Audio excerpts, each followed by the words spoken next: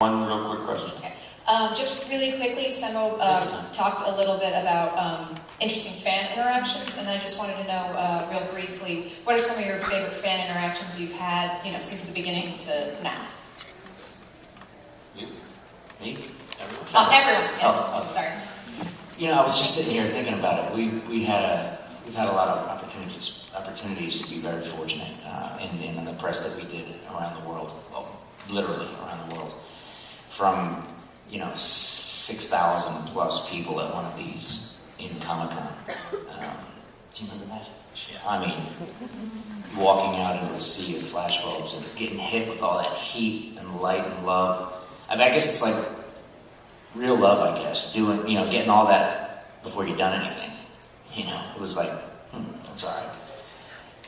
We have some ground to make up here, and we felt really responsible for owning up to the press that we were getting early on.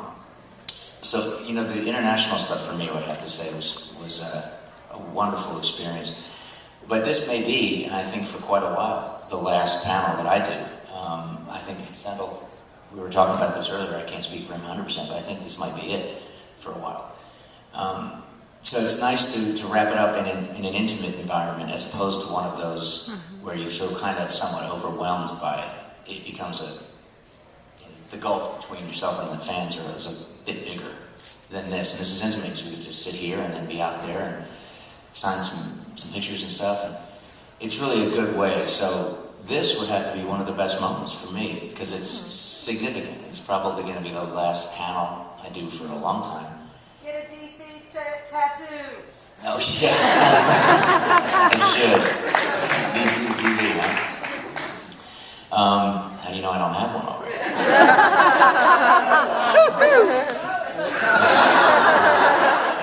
That was awesome. Shoot dragon.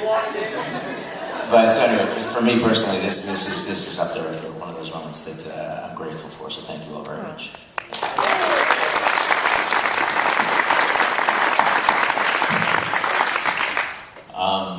Yeah, the world tour had to be a highlight. That was pretty incredible. I was on the Asia leg of the tour with Grunny and Ali and Mossy, and we got to go to Singapore and Hong Kong and Tokyo, and it was that was pretty special. I've done I think 3 of these, and getting the one-on-one with the fans is something that and more than just a hey, how are you? Like you get to have like a little chat at least when you're signing autographs here, which I think is cool. And then especially in the first season, we used to get some messed up fan mail, like from fans.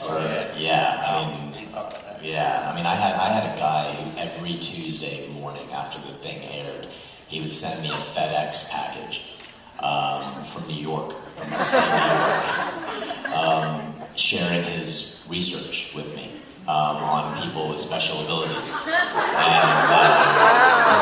it would be like full on like a big booklet of just typed nonsense that this guy had written out with like CD-ROMs. It's like, yeah, I'll be putting that in my computer.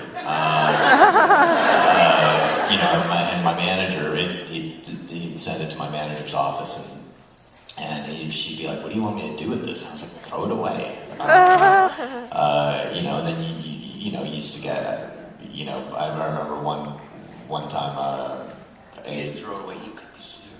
Oh yeah, no, I didn't throw it away.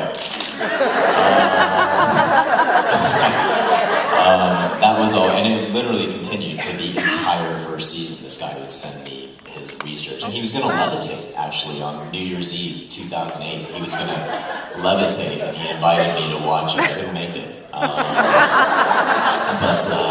I'm sure that was very interesting for him. So that was probably one of the weirdest things that I'd been sent in the mail. For me, it was our show. From the very moment I was just a fan and a viewer, all through the end of season 4, we were on the air during the rise of Twitter and Facebook, the re-rise of Facebook.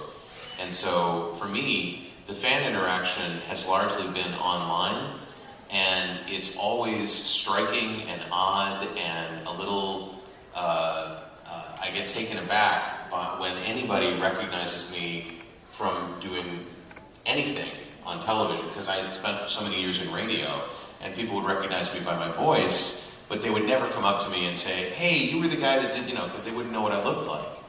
And so, and I think the internet is largely responsible for the popularity that I've continued to have on the other things that I've done, and that people have been so supportive of that.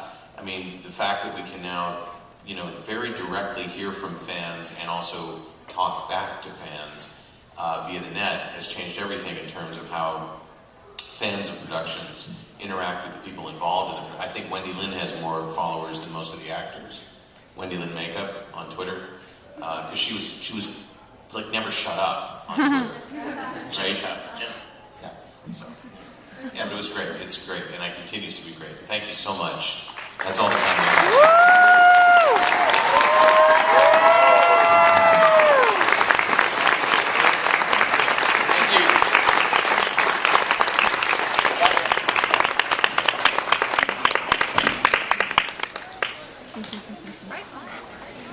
Where's he now, my dear? Very nice.